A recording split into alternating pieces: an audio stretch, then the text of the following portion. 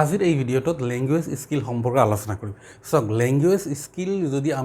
আমি বুজিব খোজোঁ, আমি কনচেপ্ট যদি ক্লিয়াৰ কৰিব খোজোঁ, আমি কিতাপ বন্ধ কৰি এটা কেঁচুৱা একেবাৰে জন্মৰ পৰা যেতিয়া কথা ক'ব খোজে, স্কুল যোৱা হয়, এইখিনি বস্তু যদি আমি চিন্তা কৰোঁ, তেতিয়া আমি সহজতে লেংগুৱেজ স্কিলখিনি বুজি পাম আৰু এটা যে প্ৰপাৰ অৰ্ডাৰলি হ'ব লাগে, অৰ্থাৎ প্ৰথমতে কি আহিব লাগে, তাৰপিছত কি আহিব লাগিব, এই সকলোখিনি বস্তু আমি সহজে বুজি পাম। তো যাৰ কাৰণে ভিডিঅ'টো স্কিপ নকৰাকৈ শেষলৈকে চাওক কৰিম। ধৰি লওক এটা বেবীৰ যেতিয়া জন্ম হয়, জন্মৰ সময়ত সি কথা ক'ব পাৰেনে? লেংগুৱেজ সম্পৰ্কে তাৰ কোনো ধাৰণা আছেনে? কোনো ধাৰণা নাই, কথা ক'ব নোৱাৰে। কিন্তু যেতিয়া লাহে লাহে লাহে ডাঙৰ হয়, অলপ ডাঙৰ হয়, কথা ক'ব নোৱাৰে, অলপ এটা দুটা হয়তো ক'ব পাৰে, মাক দেউতা, চেণ্টেন্সৰ অংক, পানী খাম, জাষ্ট পানী কৈ থাকে। তাৰ এই যে পিৰিয়ডটো জন্মৰ পৰা কেৱল এটা শব্দ কোৱা শিকিছে, সেইখিনি বস্তু যদি আমি চিন্তা কৰোঁ, এইখিনি সময়ত তাৰ কি হৈছিল, সেইখিনি সময়ত সি বাহিৰৰ যিমান পৰিৱেশৰ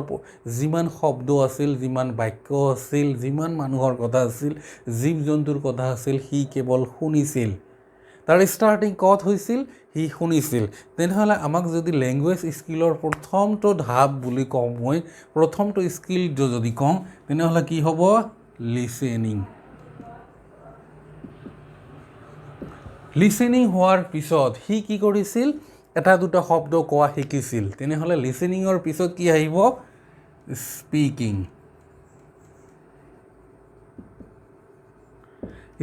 যেতিয়া স্পিকিং হয়, অৰ্থাৎ ল'ৰা বা ছোৱালীজনীয়ে কথা ক'ব পাৰে, আমি যেতিয়া কি কৰোঁ? স্কুলত দিম বা ঘৰতে আমি নিজেই পঢ়া শুনা আৰম্ভ কৰোঁ। আমি নিজেই যেতিয়া পঢ়া শুনা আৰম্ভ কৰোঁ বা স্কুলত যেতিয়া দিওঁ, চিন্তা কৰি চাওকচোন, প্ৰথম দিন গৈ পঢ়াৰ লগত কোনো সম্পৰ্ক নাই, ABCD লিখিব দিয়ে নেকি? স্বৰবৰ্ণ ব্যঞ্জন বৰ্ণ লিখিব দিয়ে নেকি? নিদিয়ে। প্ৰথমতে কি কৰে? স্বৰবৰ্ণ ব্যঞ্জন বৰ্ণৰ লগত পৰিচয় কৰাই দিয়ে। আমি ঘৰত কি কৰোঁ? প্ৰথমতে ABCDয়ে হওক, ইংৰাজীয়ে হওক বা অসমীয়াই হওক, স্বৰবৰ্ণ ব্যঞ্জন বৰ্ণৰ লগত প্ৰথমতে পৰিচয় কৰি দিয়াৰ চেষ্টা কৰোঁ। তো তেনেহ'লে কি হ'ল? তেনেহ'লে তাক ৰিড কৰাৰ চেষ্টা কৰোঁ, পঢ়োৱাৰ চেষ্টা কৰোঁ, আখৰৰ লগত পৰিচয় কৰি দি পঢ়োৱাৰ চেষ্টা কৰোঁ। তেনেহ'লে 3 নম্বৰ যিটো স্কিল আহে, সেইটো হৈছে ৰিডিং। আৰু লাষ্টতহে আহিব ৰাইটিং। তো কোনোবা এটা পৰীক্ষাত আহিছিল যে লেংগুৱেজ যিটো স্কিল আছে, স্কিলটো অৰ্ডাৰলি লিখা। অৰ্ডাৰলি কি হ'ব? এইটো লিচেনিঙক ধৰা হয় L, speaking S, reading R, writing W। তো এনেহ'লে ইয়াৰ প্ৰপাৰ অৰ্ডাৰটো কি হ'ব? L, S, R, W। এইটো কোনোবা পৰীক্ষাত হৈছিল, মোৰ ইমান মনত নাই। তো এইটো কি আছিল? এইটো পৰীক্ষাত আহিছিল। প্ৰপাৰ অৰ্ডাৰটো কি হ'ব? তো প্ৰপাৰ অৰ্ডাৰটো হ'ব listening, speaking, reading, writing, L, S, R, W। এই স্কিল দুটাক আগত 2 ভাগত ভাগ কৰা হৈছে। কাৰণ আমি যেতিয়া কোনো এটা বস্তু লিচেন কৰিম, যেতিয়া আপোনালোকে যেনেকুৱা মোৰ কথাখিনি শুনি আছে, আপোনালোকে জাষ্ট শুনিয়ে আছে, কিন্তু মই হয়তো মোৰ ধৰণে বেলেগ ধৰণে মই কিতাপৰ কৈ অলপ বেলেগ ধৰণে ক'ব পাৰোঁ, মই কিবা নতুনত্ব আনিব পাৰোঁ, কিন্তু আপোনালোকে কথাখিনি যেতিয়া শুনিব, কথাখিনি আকৌ মই এটা কৈছোঁ, বেলেগ ধৰণে শুনিব নেকি? মই যেনেকৈ কৈছোঁ আপোনালোকে তেনেকৈ শুনিব। অৰ্থাৎ কথাখিনি মই যি কৈছোঁ আপোনালোকে জাষ্ট সেইখিনি ৰিচিভে কৰিব। সেইকাৰণে লিচেনিঙক কোৱা হয় ৰিচিপটিভ,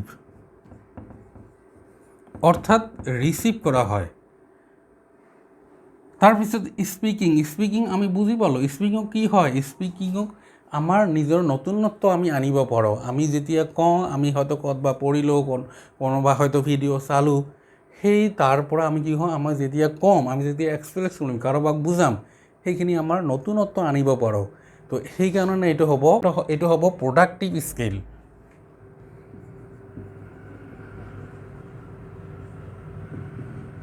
প্ৰডাক্টিভ নাইবা ক্ৰিয়েটিভ।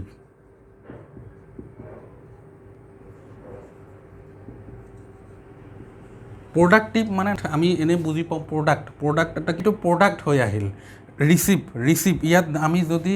শব্দটোৱে ভালকৈ চাওঁ, ইয়াত কি আছে? ৰিচিপটিভ। আমি কি কৰিম? যেতিয়া লেংগুৱেজ স্কিলে হওক বা আমাৰ যেতিয়া ইংলিছ পেডাগজি আমি পঢ়িম প্ৰতিটো শব্দ আমি বুজাৰ চেষ্টা কৰিম কেৱল মুখস্থ কৰিলে কিন্তু আমাৰ মনত নাথাকিব আমি যিমান পাৰোঁ কনচেপ্ট ক্লিয়াৰ কৰিম আৰু শব্দখিনিৰ অৰ্থও মনত ৰখাৰ চেষ্টা কৰিম যে ইয়াৰ কি কৈছে যেনেকুৱা ইয়াত আছে ৰিচিভ মানে কি আমি গ্ৰহণ কৰোঁ আমি লিচেনিং কাৰো কোনোবাই কথা কৈছে সেই কথাখিনি আমি গ্ৰহণহে কৰোঁ আমি তাত কিন্তু কোনো নতুনত্ব ক্ৰিয়েটিভ আনিব নোৱাৰোঁ তো ক্ৰিয়েটিভ ক'ত আনিব পাৰিম সেইটো হৈছে স্পিকিং আমি কাৰোবাক কম সেই কথাখিনি আমি নতুনত্ব আনিব পাৰোঁ তো সেই নতুনত্ব আনিব পাৰোঁ সেই তাৰ মানে এইটো হৈছে ক্ৰিয়েটিভ তো স্পিকিং হ'ব কি প্ৰডাক্টিভ নহয় আৰু এটা নাম হৈছে ক্ৰিয়েটিভ স্কিল তেনেকুৱা আছে ৰিডিং আছে ৰিডিঙত কি কৰোঁ মই এখন কিতাপ পঢ়িম ইয়াতে যি আছে সেইখিনিয়ে মই পঢ়িব পাৰিম মই তাত কিন্তু আৰু নতুনকৈ মোৰ কোনো আকৌ ৰাইটাৰতকৈ বেলেগকৈ কি ল'ব নোৱাৰিম এইখিনি যি লিখা আছে যেনেকুৱা শুনাটো মই যি কওঁ আপোনালোকে সেইটোৱে শুনিব ঠিক সেইদৰে এই কিতাপখনতো যি আছে মই সেইটোহে পঢ়িব পাৰিম তো এইটো কি হ'ব এইটোও হ'ব ৰিচিপ্টিভ অৰ্থাৎ ৰাইটাৰৰ কথাখিনি মই কি কৰিম ৰিচিভ কৰিম ৰাইটাৰে যি লিখিছে সেইখিনিয়ে মই আকৌ ৰিচিভ কৰিম তো এইটোও হ'ব ৰিচিপ্টিভ এতিয়া আহোঁ ৰাইটিংটো কি হ'ব এতিয়া চাওক মই এইখন কিতাপ পঢ়ি যি বুজিলোঁ এতিয়া তাৰ পৰা নতুনত্ব সৃষ্টি কৰি মই লিখিব ধৰিলোঁ তেনেহ'লে কি বুজা যায় ৰাইটিংটো কি হ'ব ৰাইটিংটো হ'ব যেতিয়াই নতুনত্ব লৈ আহিম মোৰ নিজৰ কিছুমান কথা মই সোমাই দিম তো এইটো হ'ব প্ৰডাক্টিভ বা ক্ৰিয়েটিভ স্কিল তো এইকাৰণে কোৱা হয় ইয়াত যিহেতু আমি জাষ্ট গ্ৰহণহে কৰোঁ কোনোবাই কিবা ৰিচিভ কৰি আছোঁ আমাৰ কামখিনি কম আমি ক্ৰিয়েট কৰা নাছিলোঁ কিবা বস্তু আমাৰ কামখিনি কম সেইকাৰণে এই স্কিলটোক পেচিভ স্কিলো কোৱা হয় পেচিভ যেনেকুৱা এক্টিভ ভইচ আমি য'ত কৰ্তাজনে পেচিভ হৈ থাকে ঠিক সেইদৰে য'ত আমি কি হৈ থাকিম পেচিভ হৈ থাকিম আমি এক্টিভ লৈ নাথাকিম তাক কোৱা হয় পেচিভ স্কিল আনহাতে মানে কি হয় আমি যেতিয়া শুনিম আপোনালোকে কৈ আছে মই শুনি আছোঁ মই ইয়াত কোনো কি কৰি আছোঁ নেকি একো কৰা নাই মই জাষ্ট শুনিয়ে আছোঁ পঢ়ি আছোঁ জাষ্ট কিখিনি আছে লিখা আছে পঢ়ি আছোঁ কিতাপত যি আছে মই সেইটো পঢ়ি আছোঁ মই জাষ্ট এইটো ৰিচিভ কৰি আছোঁ মোৰ কামখিনি নাই সেইটো হ'ব ৰিচিপ্টিভ স্কিল বা পেচিভ স্কিল যেতিয়া মই কথা ক'ম মই কৈ আছোঁ মই কাম কৰি আছোঁ মানে কি মই কাম কৰি আছোঁ তো সেইটো হ'ব প্ৰডাক্টিভ বা ক্ৰিয়েটিভ আৰু ৰাইটিংটো সেইকাৰণে এই প্ৰডাক্টিভ বা ক্ৰিয়েটিভ স্কিল হওক অৰ্থাৎ স্পিকিংটো কি হ'ব এক্টিভ স্কিল হ'ব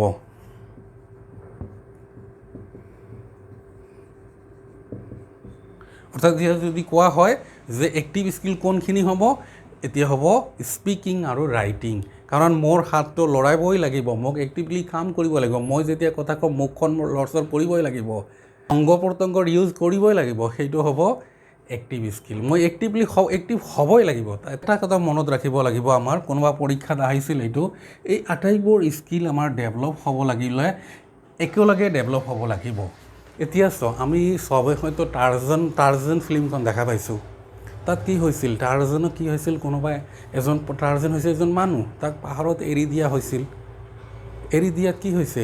শুনিছে বস্তুখিনি বেলেগ জীৱ জন্তুৰ ভইচটো শুনিছে সেই ভইচটো দিব পাৰে কিন্তু সি নিজৰ ভইচটো দিব নোৱাৰে কাৰণ তাৰ স্পিকিং স্কিলটো ডেভেলপ হোৱা নাছিল তো সেইকাৰণে কোৱা হয় যে এই লেংগুৱেজ স্কিল ডেভেলপ হ'বলৈ কি হ'ব লাগিব চবকেইটা একেলগে হ'ব লাগিব অৰ্থাৎ ইণ্টিগ্ৰেটেড হ'ব লাগিব কোনোবা এটা এক্সামত আহিছিল যে মই কোনোবা এটা শিশুক এটা ৰুমত ৰাখি দিলোঁ তাৰ সকলোবোৰ কি হ'ব স্কিল ডেভেলপ হ'বনে সকলোবোৰ স্কিল ডেভেলপ নহয় সকলোবোৰ স্কিল ডেভেলপ হ'বৰ কাৰণে কি হ'ব লাগিব ইণ্টিগ্ৰেটেড হ'ব লাগিব অৰ্থাৎ চবকেইটা একেলগেও হ'ব লাগিব তেতিয়াহে এই আটাইকেইটা স্কিল একেলগে ডেভেলপ হ'ব এতিয়া চাওঁ মই প্ৰথমতে লিচেনিং স্কিল আলোচনা কৰিম এক নম্বৰ এইটো হৈছে first skill it is a first skill তাৰপিছত কি হয় ইয়াতে এটা প্ৰশ্ন হ'ব পাৰে ধৰি লওক কোনোবা এজন ছাত্ৰই সি mother tongue the first language যি আমি কওঁ সেইটোত ক্ষেত্ৰত কিন্তু আমি ইমানখিনি যে আলোচনা কৰিলোঁ লিচেনিং স্পিকিং ৰিডিং ৰাইটিং এই আটাইবোৰ হয় এতিয়া আমি ধৰি লওঁ আমি যে স্কুলত যাওঁ আমি ছেকেণ্ড লেংগুৱেজ হিন্দী হওক বা ইংৰাজী হওক আমি শিকোঁ আমি প্ৰথমতে গৈ লিচেনিং কৰোঁ নেকি আমি কিন্তু লিসেনিং নকৰোঁ সেইকাৰণে এটা কথা মনত ৰাখিব পৰীক্ষাত কি দিয়ে আপোনালোকে ভালদৰে চাব কাৰণ পৰীক্ষাত এইটোও দিব পাৰে যে যেতিয়া কোনোবাই এজন ছাত্ৰ বা ছাত্ৰীৰ ছেকেণ্ড লেংগুৱেজ হিচাপে এই স্কিলবোৰ সাধাৰণতে মই কৈ আছোঁ কথাখিনি আমাৰ স্কিলত যিদৰে হয় গেজৰ ক্ষেত্ৰত তাৰ স্কিলত কিন্তু প্ৰথমতে মনত ৰাখিব ৰিডিংহে আহে আমাৰ প্ৰথমতে কি আহে ৰিডিং আহে তো এইখিনি কথা মনত ৰাখিব আপোনালোকে লিসেনিং স্কিলটো এই লিসেনিং স্কিলটো হৈছে টু টাইপছ দুই ধৰণৰ এটা হৈছে ইণ্টাৰেক্টিভ স্কিলছ আনটো হৈছে নন ইণ্টাৰেক্টিভ স্কিলছ ইণ্টাৰেক্টিভ কাক কয় এতিয়া ধৰি লওঁ মই কাৰোবাৰ লগত কথা কৈ আছোঁ ফেচ টু ফেচ হয় মই কিবা প্ৰশ্ন কৰি আছোঁ সি উত্তৰ দি আছে সি প্ৰশ্ন কৰি আছে মই উত্তৰ দি আছোঁ বা ফোনত মই কাৰোবাৰ লগত কথা পাতি আছোঁ হয়তো কিবা প্ৰশ্ন কৰিলে উত্তৰ দিছে এইটো হৈছে ইণ্টাৰেক্টিভ মানে ইণ্টাৰেক্ট হৈ আছে আৰু নন ইণ্টাৰেক্টিভ হৈছে যেনেকুৱা মই কথা কৈ আছোঁ আপোনালোকে শুনি আছে আপোনালোকে কিবা কথা ক'লে কিন্তু মই শুনি নাপাওঁ আৰু এতিয়া ধৰক আমি টিভি বা ৰেডিঅ' এইবিলাকত কি কৰে আমি সেইবোৰ শুনিহে থাকোঁ তো এইটো হ'ব নন ইণ্টাৰেক্টিভ স্কিলছ এতিয়া মই দুটা কুৱেশ্যন আলোচনা কৰিম সেই দুটা হয়তো পৰীক্ষাৰ কাৰণে ইম্পৰ্টেণ্ট হয় আশা কৰোঁ আপোনালোকে ভিডিঅ'টো ভাল পাইছে যদি ভাল পাইছে লাইক আৰু শ্বেয়াৰ কৰিব আৰু নতুনকৈ আহিছে যদি চেনেলটো ছাবস্ক্ৰাইব কৰিবলৈ নাপাহৰিব বলক এতিয়া প্ৰশ্ন দুটা চাওঁ সেই প্ৰশ্ন দুটা কুৱেশ্যন CTET-ত আহিছে দুয়োটা 2012-ত আহিছে ইয়াৰে প্ৰথমটো চাওঁ লেংগুৱেজ স্কিলছ আৰ বেষ্ট টট লেংগুৱেজ স্কিল যিবোৰ আছে সেইবোৰ আটাইতকৈ ভালভাৱে শিকোৱা হয় কেতিয়া বা ভালভাৱে শিকে কেতিয়া only through written test and assignment written test আৰু এছাইনমেণ্ট দি হয় নেকি আমি টেষ্ট আৰু এছাইনমেণ্ট দি লিসেনিং স্কিল ডেভেলপ কৰিব পাৰিম নেকি নহয় তো এইটো নহ'ব if they R taught in an integrated manner যদি আটাইবোৰ একেলগে শিকোৱা অলপ আগতে ভিডিঅ'টোতে সকলো যে কি হয় আটাইবোৰ স্কিল একেলগে শিকোৱা হয় তো এতিয়া বাদ দিলোঁ C number with the help of challenging তাক কিবা চেলেঞ্জ দিলোঁ তাক কিবা এটা টাস্ক হওক বা যিকোনো এটা চেলেঞ্জ দিলোঁ তেনেকৈ সম্ভৱ হ'ব নেকি আমি বাদ দি হ'ব নোৱাৰে তাক হয়তো কিবা কামত দিলোঁ কি যিকোনো ধৰণৰ আমি যদি চেলেঞ্জ এটা দিওঁ তেনেকুৱা স্কিল ডেভেলপমেণ্ট সহজে নহ'ব তেতিয়াহ'লে চাওঁ লাষ্টটো কি কৈছে when they are introduced one skill at a time যেতিয়া এটা skill at A time introduce কৰা হয় এতিয়া মই উদাহৰণ অলৰেডি টাৰ্জেনৰ উদাহৰণ দিছোঁ তাত কি হৈছিল সি লিসেনহে কৰিছিল জীৱ জন্তুবোৰৰ মানুহৰ কৰা নাছিল কিন্তু অন্য জীৱ জন্তুৰ কৰিছিল কিন্তু মানুহৰ কৰা নাছিল যাৰ কাৰণে কথা ক'ব নোৱাৰিছিল তো এট এ টাইম আমি যদি যেতিয়া কি কৰিম এটা স্কিল যদি এটা সময়ত দিওঁ তেতিয়াও কিন্তু আমাৰ অলৰাউণ্ড যিটো চাৰিটাও স্কিল কিন্তু কি হয় ডেভেলপ নহ'ব তো বেষ্ট যিটো হৈছে সেইটো হৈছে কি if they R taught in an integrated manner যদি সকলো স্কিল একেলগে শিকোৱা হয় তেতিয়াহে কি হ'ব শিকিব তো এনচাৰ কি হ'ব এইটো বিৰ এনচাৰ হ'ব নেক্সট দুই নম্বৰ কুৱেশ্যনটো আছে টেলিং ইণ্টাৰেষ্টিং ষ্টৰিজ আমি ল'ৰা ছোৱালীক বা ছাত্ৰ ছাত্ৰীক কি কৰোঁ ধুনীয়া ধুনীয়া গল্প কওঁ টু য়ং লাৰ্ণাৰ্ছ যিসকল য়ং লাৰ্ণাৰ্ছ হয় is primarily meant for improving their এইটো কৰা হয় কাৰণ ইম্প্ৰুভিং দেয়াৰ সিহঁতৰ কি ইম্প্ৰুভ কৰাৰ কাৰণে এ দিছে writing skill be speaking skill C listening skill D reading skill আমি যেতিয়া ধুনীয়া ধুনীয়া গল্প ক'ম সৰু সৰু শিশুবোৰক তেতিয়া সিহঁতৰ কি স্কিল ডেভেলপ হ'ব writing skill speaking skill listening skill নে ৰিডিং স্কিল এইটো আপোনালোকে কমেণ্ট বক্সত মোক কমেণ্ট কৰি জনাব তো আজিৰ ভিডিঅ'টোত মই লিসেনিং সম্পৰ্কে আলোচনা কৰিলোঁ অইন এটা ভিডিঅ'ত মই ৰিডিং স্পিকিং ৰিডিং ৰাইটিং ইয়াৰ ওপৰত ভিডিঅ' বনাবলৈ চেষ্টা কৰিম তো আশা কৰোঁ আপোনালোকে আজিৰ এই ভিডিঅ'টো ভাল পাইছে যদি ভাল পাইছে লাইক আৰু শ্বেয়াৰ কৰিব আৰু এটা মোৰ এটা সৰু অনুৰোধ আপোনালোকে ভিডিঅ'টো বা মোৰ ভিডিঅ'বোৰ শ্বেয়াৰ বেছিকৈ কৰিব কাৰণ আপোনালোকে গম পাইছে মোৰ চেনেলটো নতুন হয় ভিউ কমকৈ হৈ আছে আপোনালোকে পাৰিলে বেছিকৈ শ্বেয়াৰ কৰিব এইটো অনুৰোধ থাকিল আপোনালোকৰ আৰু ইয়াৰ পৰা যদি আপোনালোকে কিবা শিকিব পাৰিছে ছাবস্ক্ৰাইব কৰিবলৈ নাপাহৰিব থেংকছ ফৰ ৱাচিং